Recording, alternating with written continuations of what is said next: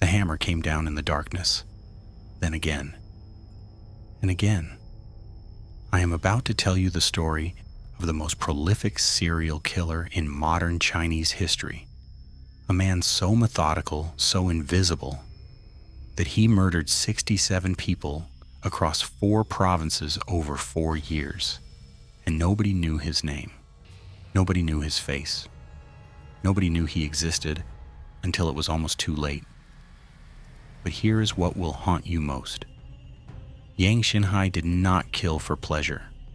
He did not kill for money. He killed, in his own words, because the world had convinced him he was worthless. And he wanted the world to feel what worthlessness truly meant. This is not just a crime story. This is a story about what happens when society breaks a human being so completely that he becomes something else entirely. Something that moves through the night like smoke, entering homes where families sleep and leaving nothing but silence behind. Over the next hour, I will take you through the making of a monster, through the childhood that shattered him, through the prison that hardened him, through the rejection that ignited him, and through the 4-year reign of terror that left villages paralyzed with fear, investigators baffled, and a nation asking a question that has no easy answer. How do you catch a ghost?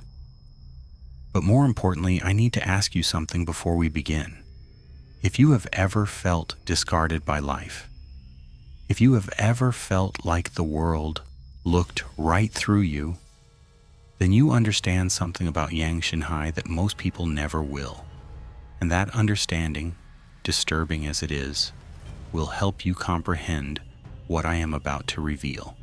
Now, before we continue, I need you to do something for me. If you have someone in your life who is fascinated by true crime, someone who needs to understand the psychology behind humanity's darkest chapters, share this video with them right now. Hit that share button. And if you are not subscribed to this channel, do it immediately, because you need to see this through to the end. Trust me when I tell you that the final chapter of Yang Xinhai's story contains a twist that will redefine everything you think you know about justice. Stay with me. Every chapter reveals another piece of the puzzle. Let me take you back to where it all began. I want you to imagine a village in Henan Province, China, in the year 1968. The Cultural Revolution is tearing the nation apart. Families are denouncing each other. Neighbors are becoming enemies. And in the middle of this chaos, a boy is born into a family that already has too many mouths to feed.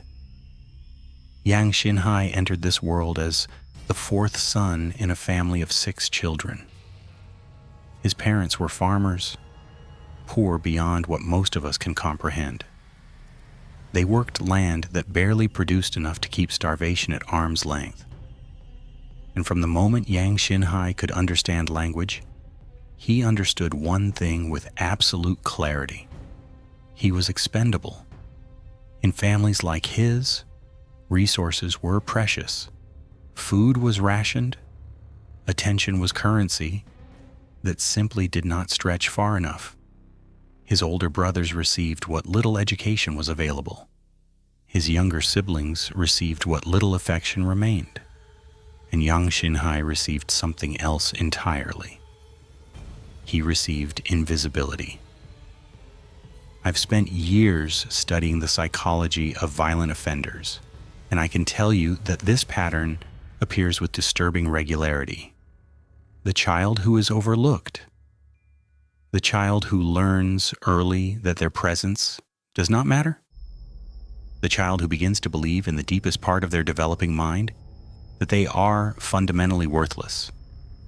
But Yang Xinhai's invisibility was not passive neglect. It was active erasure. His family made him feel like a burden they could not afford. His village made him feel like a face that held no value. And the society around him consumed by political upheaval, made him feel like a number rather than a name. He dropped out of school at the age of 9.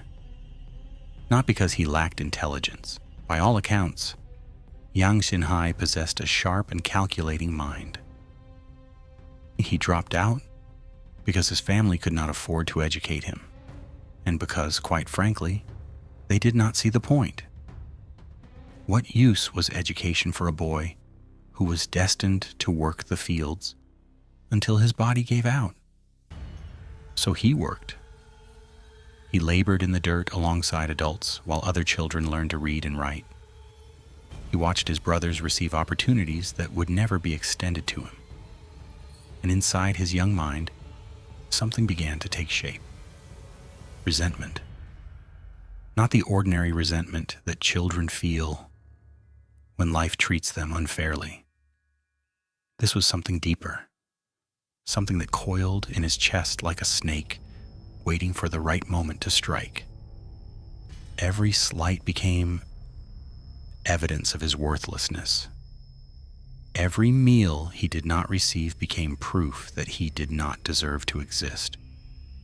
And every time he looked at the people around him, living their lives as though he did not exist, he felt the snake tighten its coils. By the time he was a teenager, Yang Xinhai had developed a persona that would define the rest of his life. He became quiet, observant.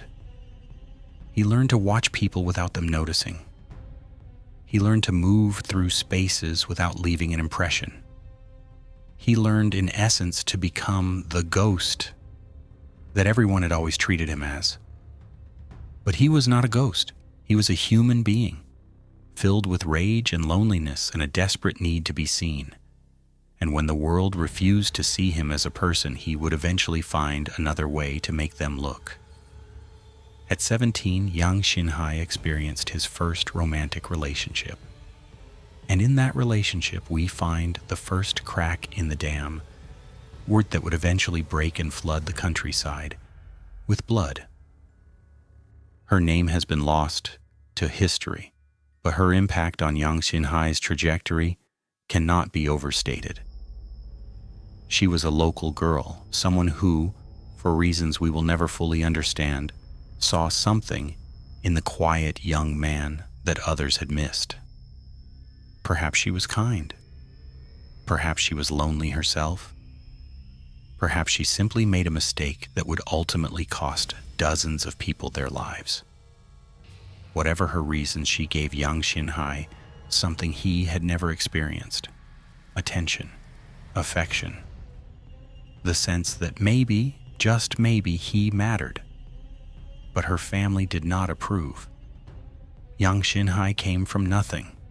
He had no education, no prospects, no future that any reasonable family would want their daughter to share. They forbade the relationship. They humiliated him in front of the village.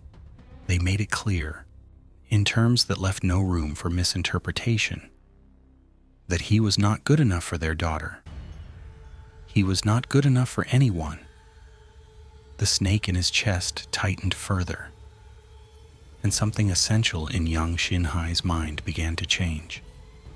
He started committing petty crimes, theft mostly, taking things that did not belong to him because, in his mind, nothing truly belonged to him. So why should others have what he could not? He was arrested multiple times between the ages of 17 and 20, small infractions, short sentences. But prison did something to Yang Xinhai that the outside world had not managed. It completed his education. In prison, he learned that the world was divided into two categories: predators and prey, the strong and the weak, those who took and those who were taken from. And he made a decision, in the darkness of his cell, that would determine the shape of his future. He would never be prey again. When he was released, he was no longer the quiet, overlooked boy from Henan province. He was something harder, something colder, something that had learned to survive by any means necessary. and the world that had created him had no idea what it had unleashed. I need you to understand something about the decade between Yang Xinhai's first imprisonment and his first murder. These were not wasted years. They were years of transformation, of hardening, of preparation for what was to come. After his release from prison in the mid-1980s, Yang Xinhai became a drifter. He moved from city to city, province to province, taking labor jobs that required no credentials and asked no questions. He worked construction sites. He loaded trucks. He performed the brutal, back-breaking work that society reserves for those it considers disposable. And through it all, he watched. He watched how couples walked together, holding hands, sharing the intimacy that had been denied to him. He watched how families gathered around dinner tables, laughing and talking, enjoying the connection he had never known. He watched how the world moved around him as though he were invisible, as though his presence was irrelevant to the grand machinery of human existence. The resentment that had taken root in his childhood continued to grow, but now it was joined by something new: calculation. Yang Xinhai was not an impulsive man. He was methodical, patient. He observed patterns in human behavior the way a scientist might observe laboratory subjects. He noticed when villages went quiet at night. He noticed which homes had weak security. He noticed how long it took for screams to travel and whether anyone would respond. He was gathering data, though he probably did not think of it in those terms. He was preparing for something, though he may not have known precisely what that something was. In 1988, he was arrested again, this time for attempted assault.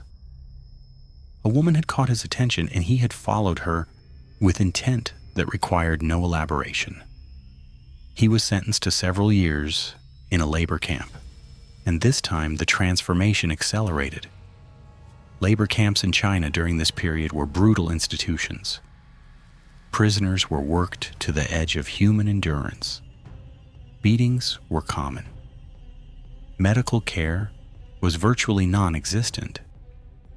And the psychological effect of such treatment on someone like Yang Xinhai, someone who already believed himself worthless, was to strip away the last remnants of his humanity.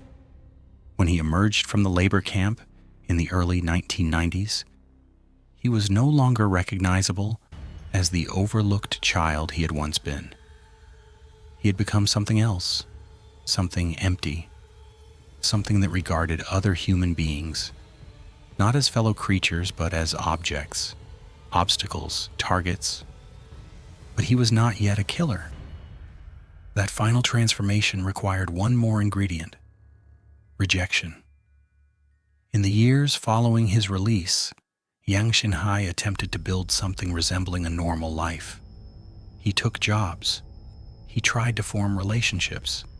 He made what efforts he could to connect with the human world that had always excluded him, and the world continued to exclude him. Every woman he approached eventually discovered his criminal record and recoiled. Every employer who learned of his past found reasons to let him go. Every friend he attempted to make eventually saw something in his eyes that made them uncomfortable.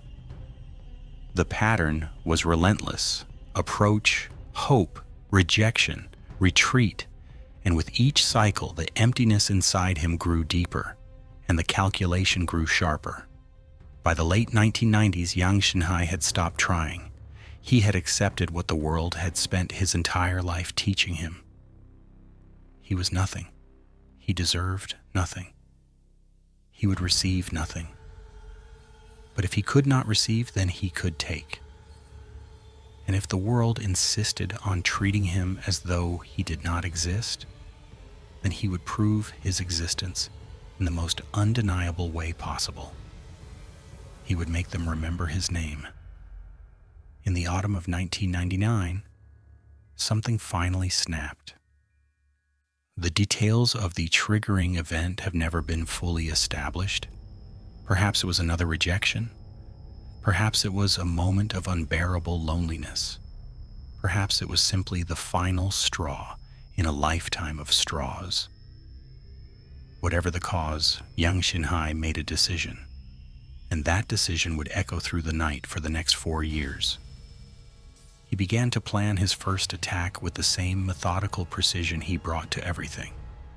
He selected a target, a rural home in the countryside where families slept without fear because they believed they had nothing worth stealing. He observed the property for days, noting the routines, identifying the vulnerabilities. And when the time was right, he struck. The family never saw him coming. They never heard him enter. They never had a chance to defend themselves or call for help. In the morning, neighbors discovered the bodies, a husband, a wife, their children, all murdered in their sleep with a hammer and a shovel. The village was horrified. The police were baffled. There was no motive, no connection between the killer and the victims, no evidence left behind. It was as though death itself had visited in the night and vanished with the dawn. And somewhere in the countryside, Yang Xinhai felt something he hadn't felt in decades. He felt visible. I want to pause here and address something directly. There is a temptation when telling stories like this to glamorize the killer, to treat their methodology with a kind of dark admiration, to focus so intently on the horror that we forget the humanity of those who suffered. I will not do that. Every victim Yang Xinhai claimed was a person with a story. A mother who worried about her children's future.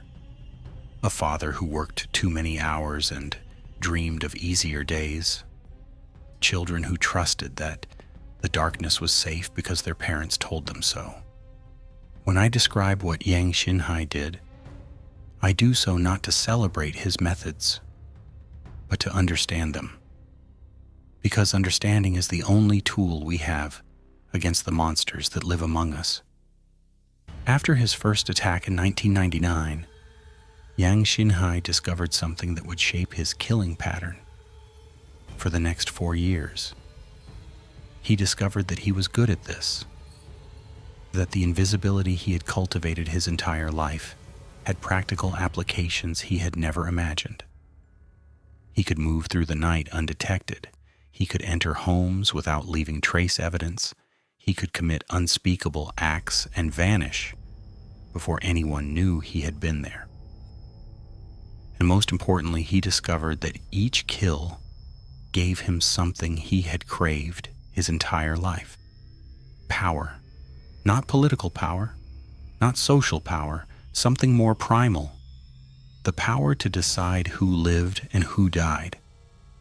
The power to enter a home where a family slept peacefully and determine that when the sun rose, that peace would be gone forever. For a man who had spent his entire existence being told he was worthless, this power was intoxicating. He began killing more frequently.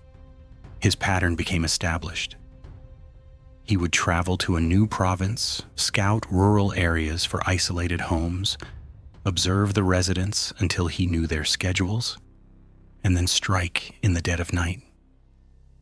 His weapon of choice was always blunt force, hammers, shovels, axes, tools that farmers kept in their sheds, tools that could be acquired without arousing suspicion and discarded without leaving a trail. But there was another element to his attacks that investigators would eventually identify as his signature. He targeted entire families. He did not simply kill and leave. He eliminated every witness, no matter how young or how old. In his mind, this served a practical purpose. Dead witnesses could not identify him. But there was something else at work, something darker. By destroying families, He was destroying the very thing that had been denied to him: connection, belonging, love.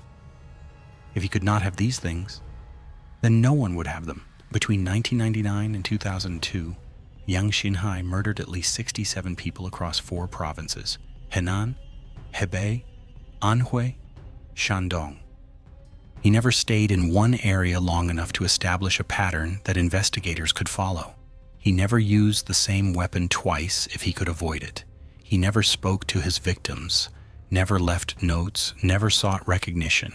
He was a shadow, a rumor, a whispered fear in villages that had never known such terror. And here I must ask you something, a question that has no easy answer. If society creates a monster through neglect and cruelty, does that monster bear full responsibility for what it becomes? Or does the society that created it share some portion of the blame? I am not suggesting that Yang Xinhai's crimes can be excused. They cannot. The suffering he caused is beyond justification, beyond rationalization, beyond any framework of understanding that allows for redemption. But I'm suggesting that his story forces us to examine uncomfortable truths about how we treat those who exist at the margins, those we overlook, those we dismiss as worthless. Leave your thoughts in the comments below. I genuinely want to know what you think. The investigation into Yang Xinhai's crimes was fragmented and frustrating.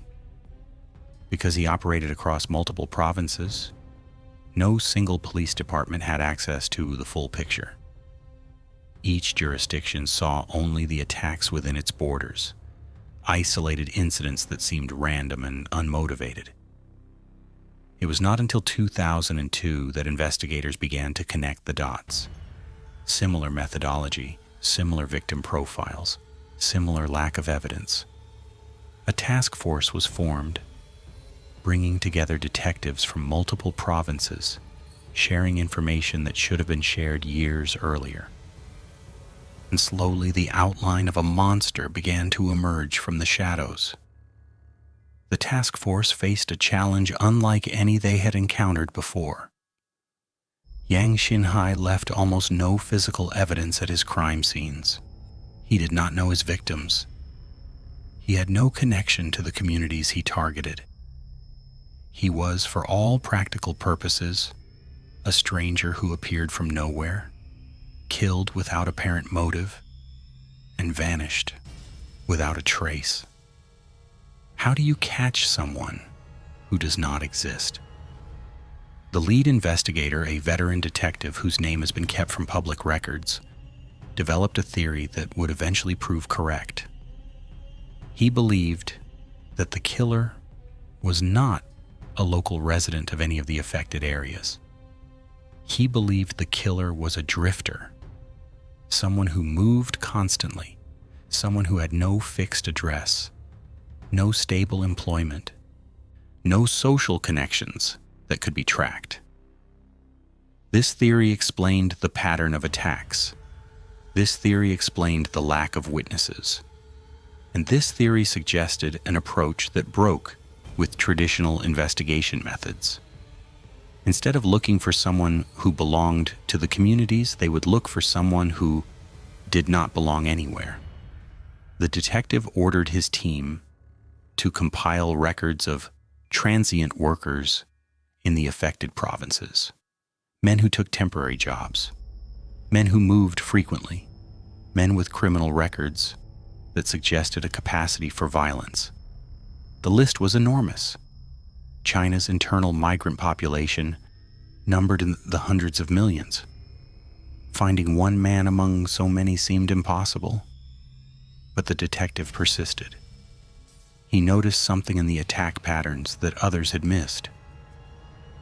The killer seemed drawn to certain types of homes, isolated, poorly secured, occupied by families rather than individuals.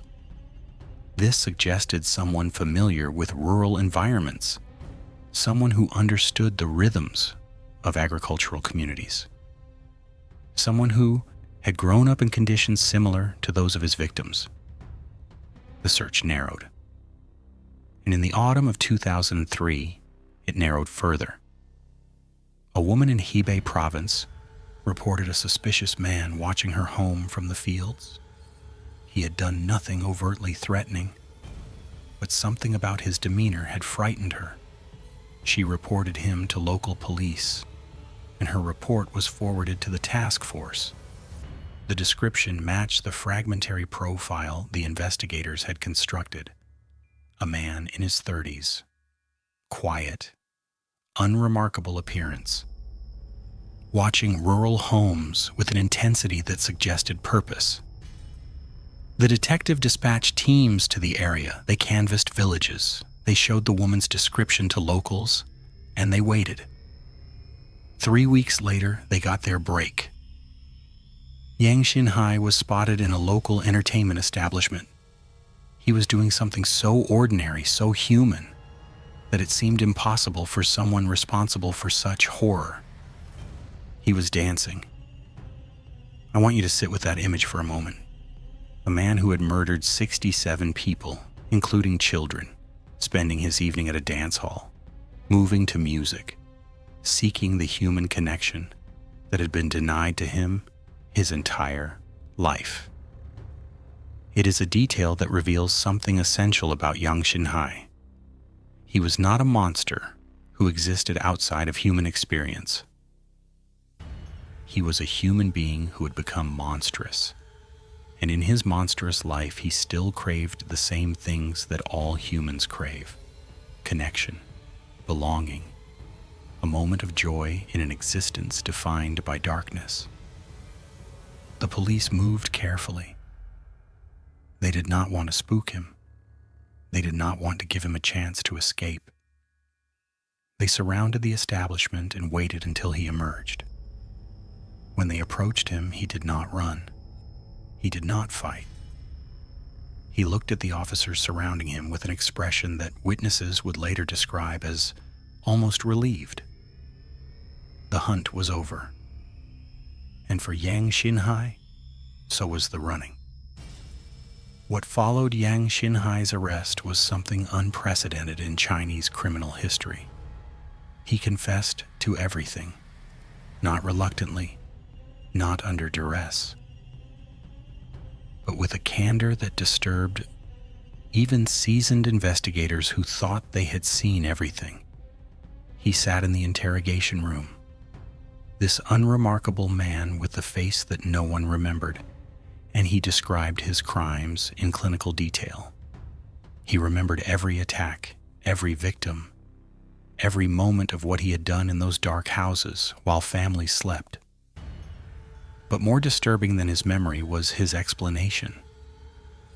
When investigators asked him why he had targeted innocent families, why he had killed children who had done nothing to him, why he had destroyed so many lives, he gave an answer that would echo through the trial and beyond.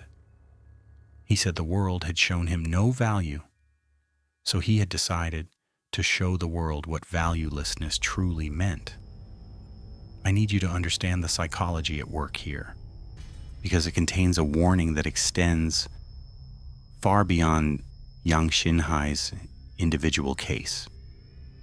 When a human being is systematically stripped of dignity, when they are taught from childhood that they do not matter, when every attempt at connection is met with rejection, something fundamental breaks inside them. The capacity for empathy, which is perhaps the most essential human trait, withers and dies. Yang Xinhai did not see his victims as people.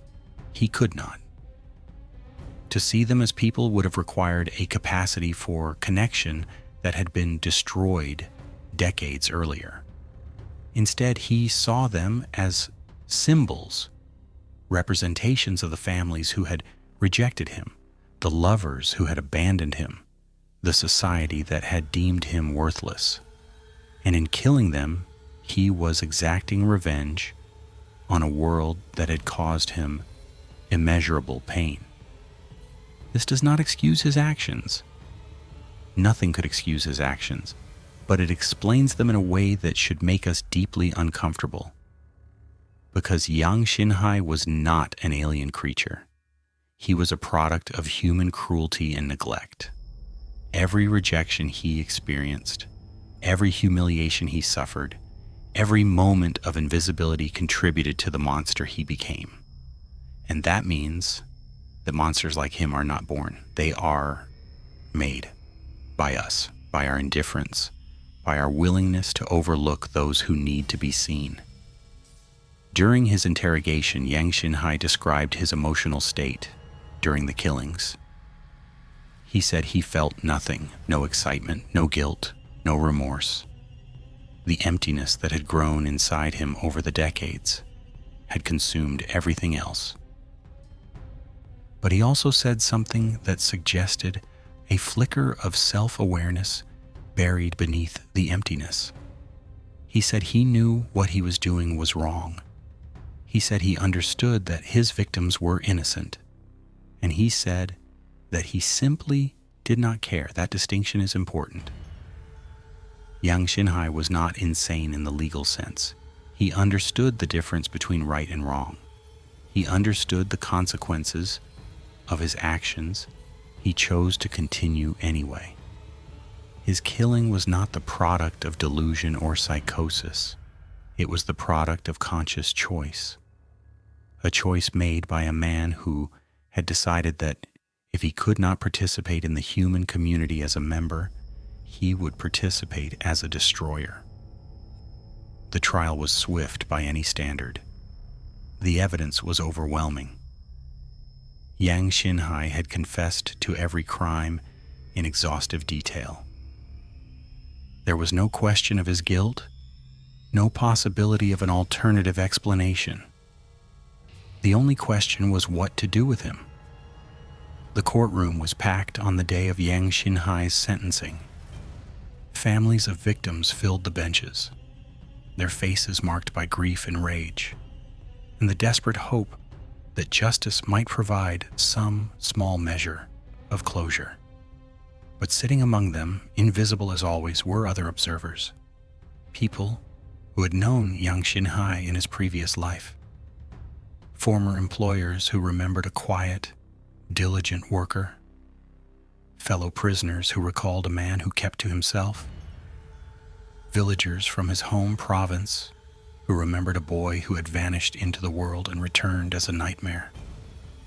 None of them had seen what he would become. None of them had recognized the warning signs. Or perhaps they had seen them and chosen to look away. The judge reviewed the evidence methodically. 67 confirmed murders, 23 confirmed rapes, countless families destroyed, communities traumatized, a nation forced to confront the limitations of its justice system and the depth of its failure to catch a killer who operated for 4 years without detection. When the verdict came, it surprised no one. Guilty on all counts, death sentence to be carried out by lethal injection. Yang Xinhai showed no reaction. His face remained as blank as it had been throughout the proceedings. He had accepted his fate, it seemed, the same way he had accepted his worthlessness. But before the sentence was carried out, something unexpected happened. Something that would add a final layer of complexity to an already complex story. The mother of one of his victims asked to speak with him. Her request was unusual and required special permission. But the authorities, perhaps recognizing the therapeutic potential of such an encounter, granted her access. She sat across from him in a room designed for interrogation. And she asked him the question that had haunted her since the night her family was murdered. Why? Yang Xinhai looked at her. This woman whose husband and children he had killed while they slept. And for the first time since his arrest, something flickered in his empty eyes.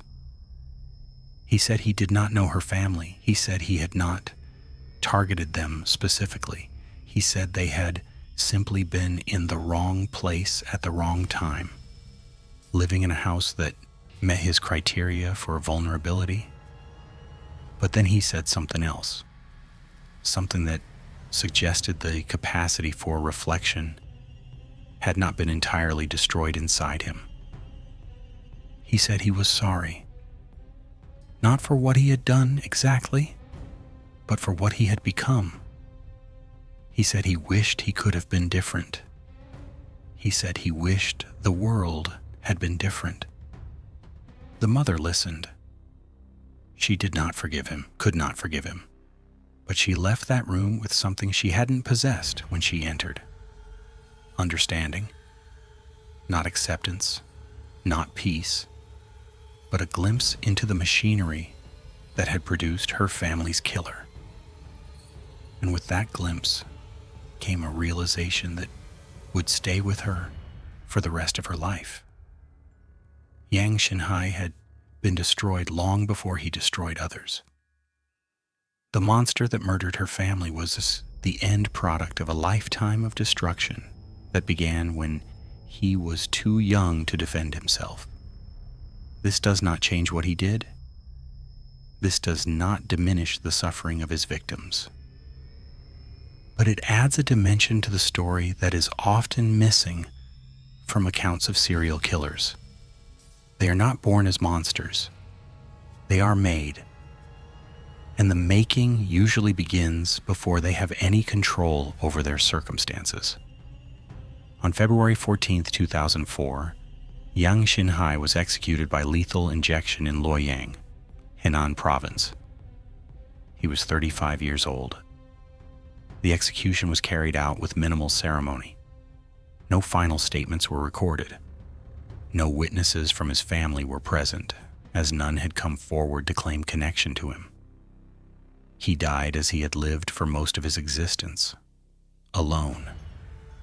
But his death was not the end of the story. It was, in many ways, only the beginning of a different kind of story, one that focused not on Yang Xinhai himself, but on the systems and conditions that had produced him. In the years following his execution, Chinese authorities implemented changes to their approach to transient populations and cross-provincial criminal investigation. The fragmented system that had allowed Yang Xinhai to operate across 4 provinces without detection was reformed. Information sharing between jurisdictions was improved. The invisibility that had been his greatest weapon was addressed through better documentation and tracking. These changes were too late for Yang Xinhai's victims, but they may have prevented future victims from suffering similar fates. And in the villages where the killings had occurred, something else began to change. Communities that had always taken their safety for granted started locking their doors. Neighbors who had never thought to watch for strangers began paying attention. The innocent trust that had characterized rural Chinese life was replaced by a cautious awareness. Yang Xinhai had wanted to be remembered. He had spent his entire life feeling invisible, and his crimes were, in a twisted way, his attempt to force the world to acknowledge his existence. In this, he succeeded. His name became synonymous with a particular kind of horror. His case became a reference point for discussions of serial killing, mental health, and social alienation. But the remembrance was not the kind he had perhaps imagined. He was not remembered as a powerful figure who had imposed his will on the world. He was remembered as a cautionary tale, a warning about what happens when society abandons its most vulnerable members. And this, I would argue, is a form of justice that extends beyond his execution. Yang Xinhai wanted to be seen as something more than worthless. He wanted to matter, and he does matter, but as an example of what we must work to prevent rather than what we should fear? The families of his victims carried their grief forward in different ways. Some retreated from public life, unable to bear the scrutiny that came with being connected to such a famous case. Others became advocates for victim services, channeling their pain into efforts to help those who would suffer similar tragedies in the future. One family, the one whose mother had spoken with Yang Xinhai before his execution, established a foundation dedicated to mental health services in rural communities. Their reasoning was simple but profound. If someone had seen Yang Xinhai as a child, truly seen him, and offered him the help he needed, perhaps their family would still be alive. This is not forgiveness, it is not absolution, but it is something that might be more valuable in the long term: prevention. I began this story with a question: how do you catch a ghost? The answer, it turns out, is that you do not catch ghosts. You prevent them from becoming ghosts in the first place. Yang Xinhai was not a supernatural entity. He was a human being who had been systematically stripped of everything that makes humans capable of connection and empathy. And in the absence of those qualities, he became something that moved through the world without being seen, without leaving traces, without being caught. Until he was caught. Not through brilliant detective work, though the investigation was eventually competent. Not through community vigilance, though that eventually played a role. He was caught because he was human, because even in the depths of his emptiness, he still craved connection, because he went to a dance hall looking for something that had been denied to him his entire life. And in that moment of human need, he became visible. This is the paradox at the heart of Yang Xinhai's story. The very invisibility that made him such an effective killer was itself a product of human cruelty. And the solution to that invisibility, the way to prevent future Yang Xinhais from emerging, is not better police work or stricter security. It is attention, compassion, the willingness to see those who society would prefer to overlook. I am not saying that every neglected child becomes a serial killer. The vast majority do not. But I am saying that every serial killer was once a child. And in that child's experience, we can often find the seeds of the monster they would become. The families of Yang Xinhai's victims found something in the aftermath of their tragedy. Not peace exactly. The wounds he inflicted will never fully heal. But they found purpose. They found community with one another, these strangers brought together by shared suffering.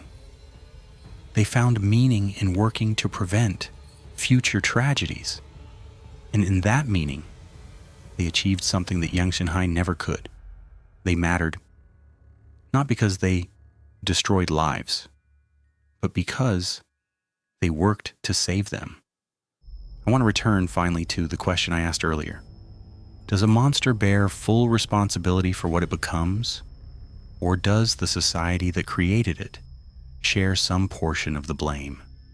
I have thought about this question for a long time, and I've concluded that the question itself is flawed, because responsibility is not a fixed quantity that can be divided between parties. Yang Xinhai was fully responsible for his choices. He understood what he was doing.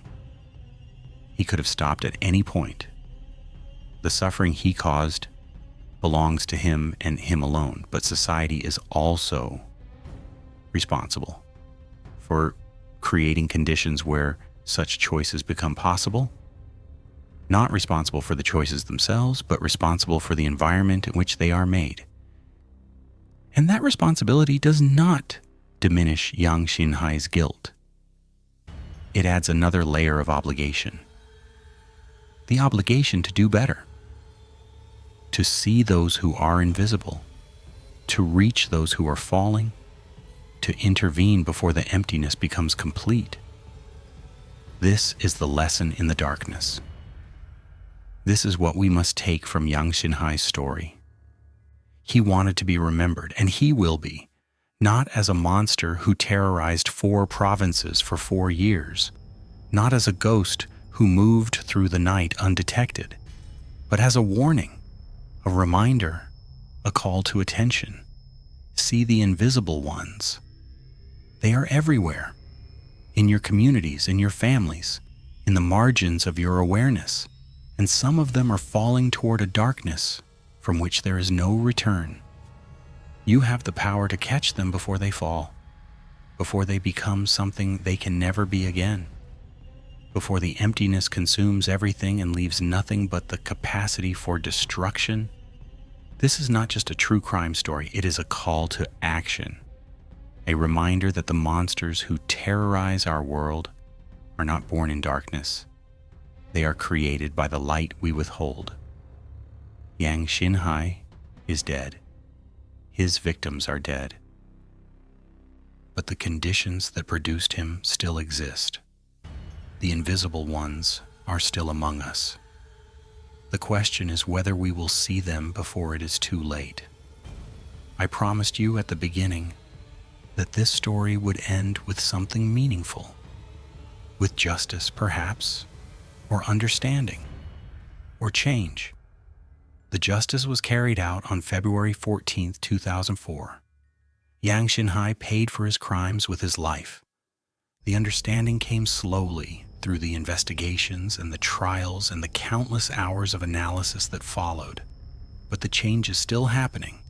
Every time someone reads this story and decides to pay attention to the overlooked ones in their life, every time a community invests in mental health services, every time a family reaches out to a child who seems to be slipping away, that is Yang Xinhai's unintended legacy. Not the horror he caused, but the awareness he created. Not the lives he took, but the lives that might be saved because of what we learned from his darkness. And that, in the end, is a kind of redemption. Not for him. Never for him. But for us. If this story moved you, if it made you think about the invisible ones in your own life, then share it.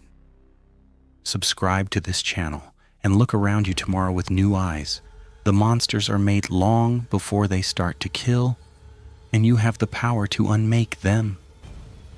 This has been the story of Yang Xinhai, the monster killer. A story of horror and tragedy, and ultimately of the hope that we can do better. Thank you for staying until the end. I knew you would. Now go out and see someone who needs to be seen.